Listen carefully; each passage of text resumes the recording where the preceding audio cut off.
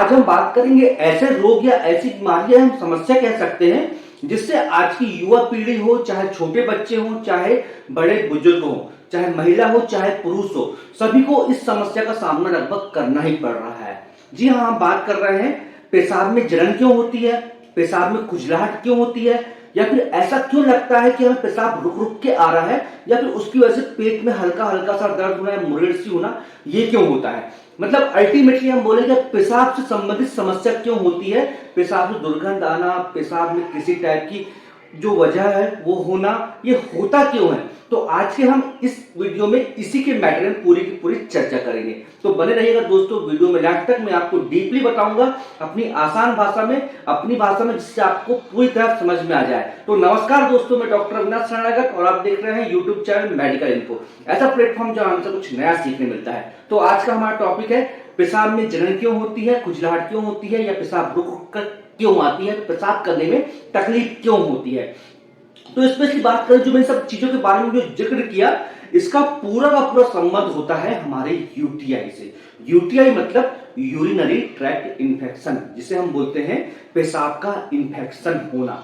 तो generally UTI infection की वजह से लगभग हमें इस समस्याओं का सामना करना पड़ता है। तो सबसे पहले हम बात कर ले यार यूटीआई होने पर आखिर होता क्या है, जिसको हम बोलते हैं कि पेशाब में जलन हो रही है, पेशाब में दिक्कत हो रही है, समस्या हो रही है। तो इसमें मुख्य तौर पे जो मुख्य समस्याएं वो हमारे जब सामने आती हैं, हमें ऐसा लगता है कि हमारा पेशाब पूरी तरह से हुआ नहीं है। मतलब पेशाब और आने वाला है लेकिन पेशाब पूरी तरह उतरा नहीं है।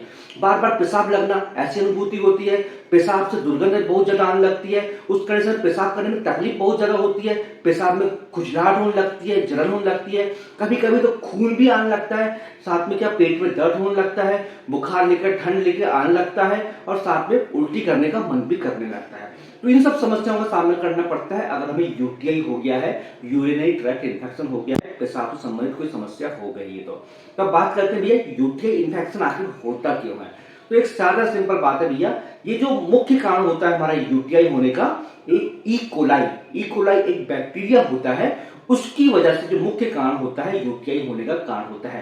तो ई कोलाई कहां पाया जाता है, हमारे एनएस में पाया जाता है, मतलब गुदा में पाया जाता है, गुदा मार्ग में, या फिर हमारे एनल कैनाल में पाया जाता है ना, या मल द्वार में पाया जाता है, या हमारे मल द्वार की जो नलिका होती है उसमें पाया जाता है ना। ये मुख्य तौर पे कब होता है, अगर हमने किसी टाइप से जो हमारा एनएस वगैरह है या प्राइवेट पार्ट वगैरह जो हमारे है उसमें हाइजीन अगर मेंटेन नहीं किए हैं, मतलब हमने साफ सफाई अगर मेंटेन नहीं किए हैं, साफ सफाई अगर हम करते हैं नहीं है, तो उस कंडीशन में हमें यूटीआई की समस्या का सामना करना पड़ सकता है। उस कंडीशन में हमारा जो ई कोलाई बैक्टीरिया होता है वो डेवलप हो जाता है। इसके अलावा जो मुख्य समस्याएं होती हैं यूटीआई इन्फेक्शन होने के जो मुख्य कारण होते हैं, ये हमारे हो सकते हैं कम पानी पीना, जो आज की समस्या बहुत बनी हुई डेली दिनचर्या ऐसी कि हम डेली पानी नहीं पी पाते, पानी पी पाते हैं लेकिन बहुत कम मात्रा में पानी पी पाते हैं। तो एक मुख्य समस्या ये भी होती है कि कम पानी पीते हैं। साथ साथ क्या होता है, यौन संबंधों के पास सफाई नहीं कर पाते हैं, जो पार्टनर्स होते हैं उस कंडीशन में यौन संबंध हुआ उस पर कोई साफ सफाई नहीं करना है। तो एक मुख्य कारण ये भी होता है कि हमें यूटीआई इन्फेक्शन हो गया है। पेशाब बहुत देर तक रोक कर रखते हैं, कहीं खास तौर पे महिलाएं जो होती है अगर बाहर जा रही तो हो सकता है कि पब्लिक टॉयलेट को अवॉइड करती है, मैक्सिमम ये देखा जाता है। लेकिन पुरुष जो होते हैं कंडीशन कई बार ये होता है जर्नी कर रहे हैं या कुछ कर रहे हैं, उस कंडीशन में भी पेशाब को रोक कर रखते हैं। तो अगर पेशाब को बहुत समय तक रोक के रख रहे हैं तो उस कंडीशन में भी यूटीआई इन्फेक्शन का सामना हमें करना पड़ता है। अगर आप डायबिटिक पेशेंट हैं तो उस कंडीशन में भी आपको हो सकता है कि आपको यूटीआई इन्फेक्शन का सामना करना पड़े। बिल्कुल कॉमन समस्या हो जाती है डायबिटिक होने पर यूटीआई इन्फेक्शन ऑलरेडी होना ही है। या फिर अगर किसी को कैथेटर लगा हुआ है, किसी बीमारी से ग्रसित चल रहे हैं और आपको कैथेटर लगा हुआ है, मतलब जो पेशाब जो नली होती है वो लगी हुई है पेशाब को निकालने के लिए, तो उस कंडीशन बहुत तक लगा हुआ है और वो हाइजीन मेंटेन उसमें भी नहीं रखा गया है, तब भी आपको यूटीआई इन्फेक्शन के चांसेस बहुत ज्यादा बढ़ जाते हैं। या किसी टाइप से आपको फतरी हो गई है, कैलकुली हो गई है, सिस्ट हो गई है आपको किडनी में स्पेशली, या फिर नली में मतलब यूरेटर में, तो उस कंडीशन में भी आपको चांस बढ़ जाते हैं कि आपको यूटीआई इन्फेक्शन होगा ही। बढ़ती उम्र के कारण भी आपको समस्या का सामना करना पड़ सकता है। बढ़ती उम्र में क्या होता है कि प्रोस्टेट जो हमारी ग्लैंड होती है उसका इनलार्जमेंट होने लगता है, तो इसकी वजह से भी आपको यूटीआई इन्फेक्शन का सामना करना पड़ सकता है। हालांकि प्रेगनेंसी में भी देखा जाता है कि प्रेगनेंसी में यूटीआई इन्फेक्शन के बहुत ज्यादा चांस बढ़ जाते हैं। बहुत सारे हार्मोन चेंजेस होते हैं जिसकी वजह से हमें प्रेगनेंसी में भी सामना करना पड़ सकता है यूटीआई इन्फेक्शन का। पीरियड्स के कारण अगर आप हाइजीन मेंटेन नहीं कर रहे हैं, पैड्स वगैरह प्रॉपर चेंज नहीं कर रहे हैं, या फिर किसी टाइप से कोई कपड़ा है उसको आप चेंज नहीं कर रहे हैं इस वक्त महिलाएं, तो हो सकता है कि उस कंडीशन में आपको यूटीआई इन्फेक्शन का सामना करना पड़े। एनएसआईडी ड्रग होती है उनकी वजह से भी, एंटीबायोटिक की वजह से भी लगभग यूटीआई का सामना हमें करना पड़ सकता है। जनन अंग होते हैं, अगर उनकी भी आपने साफ सफाई नहीं रखे हैं तो उस कंडीशन में भी आपको यूटीआई इन्फेक्शन का सामना करना पड़ सकता है। तो भैया सबसे अच्छी बात यही है कि साफ सफाई रखें, तो हो सकता है कि अपने को यूटीआई इन्फेक्शन, भरपूर पानी पिए तो यूटीआई इन्फेक्शन का अपने को सामना ना करना पड़े। तो किसी भी टाइप से पेशाब में जलन, पेशाब रोकने की समस्या, पेशाब आना लगना, पेशाब में खुजलाहट होना, उस टाइम पे जो पेशाब कर रहे हैं तो हमें तकलीफ होना ज्यादा, इन सब समस्याओं का हमें सामना नहीं करना पड़ेगा। अब के लिए हम कैसे डायग्नोज करें? डायग्नोज मतलब लक्षण में बताया कि आपको ये लक्षण आपको प्रतीत होंगे कि अगर आपको यूटीआई इन्फेक्शन हो गया है तो। लेकिन हालांकि इन सबको कंफर्म करने के लिए कुछ टेस्ट भी कराए जाते हैं। सो शॉर्ट में मैं आपको टेस्ट बताता हूं।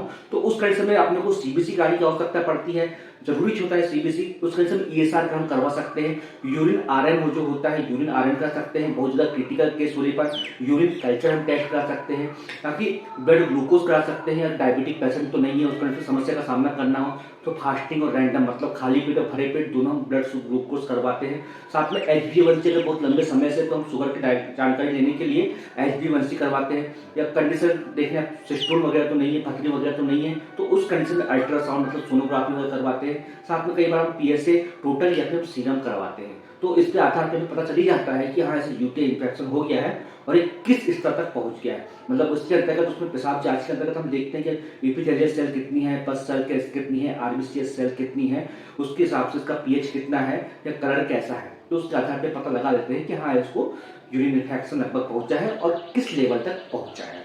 हालांकि लक्षणों के आधार पर समझ में आ ही जाता है, लेकिन बस श्योरिटी कहने के लिए हमें ये टेस्ट कराने की हमें आवश्यकता पड़ती है कंफर्म।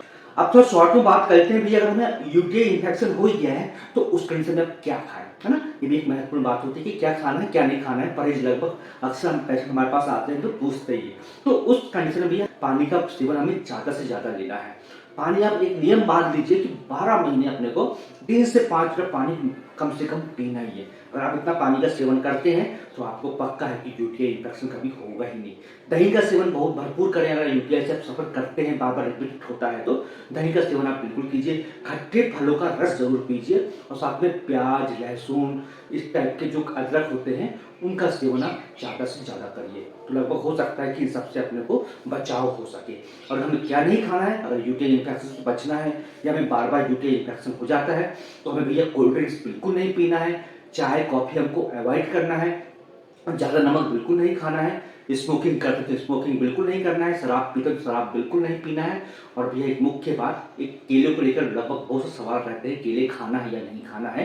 अगर हमें यूटीआई हो गया तो केले आपको बिल्कुल नहीं खाना है, इस बात को गांठ बांध लीजिए।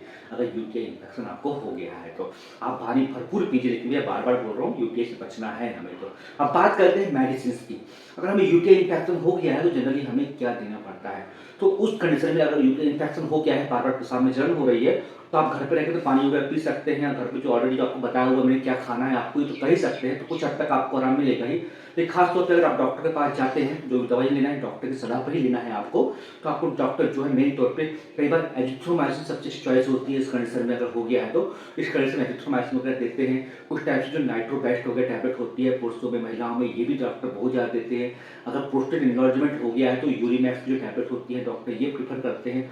या फिर इसके अलावा कई बार डॉक्टरों की चॉइस होती है सिफ्रिक्सिन देना है, ऑक्सीसिन देना है, सेफोटॉक्सिन देना है, अमोक्सिक्लो देना है। डॉक्टर की चॉइस पर डिपेंड करता है, सेविटी पर डिपेंड करता है कि हाँ लगभग किस स्टेज तक ये पहुंच गया है या फिर किस ग्रेड में पहुंचा हुआ है। उसके आधार पर डॉक्टर अपनी चॉइस के अनुसार आपको ड्रग देता है ताकि आपको भरपूर आराम मिल सके, कंप्लीटली आराम मिल सके। तो ये दोस्तों मेरी आज का कंप्लीट जानकारी थी मेरी यूटीआई इन्फेक्शन को लेकर, पेशाब में बार बार जलन क्यों होती है, खुजलाहट क्यों होती है, उसको लेकर। आई होप आपको समझ में आ गया होगी ये समस्या का सामना हमें क्यों करना पड़ता है। अगर वीडियो अच्छा लगा तो लाइक जरूर कीजिए। कुछ सवाल आप तो कमेंट्स बॉक्स में कमेंट्स में पूछिए। अगर वीडियो को आपको अच्छा लगा हो, लोगों की जानकारी तक आपको पहुंचाने की इच्छा हो तो जरूर इस वीडियो को शेयर कीजिए। और यार दोस्तों आप मेरे चैनल को सब्सक्राइब नहीं किया, सब्सक्राइब जरूर कर लीजिए, बेल आइकन को दबा लीजिए।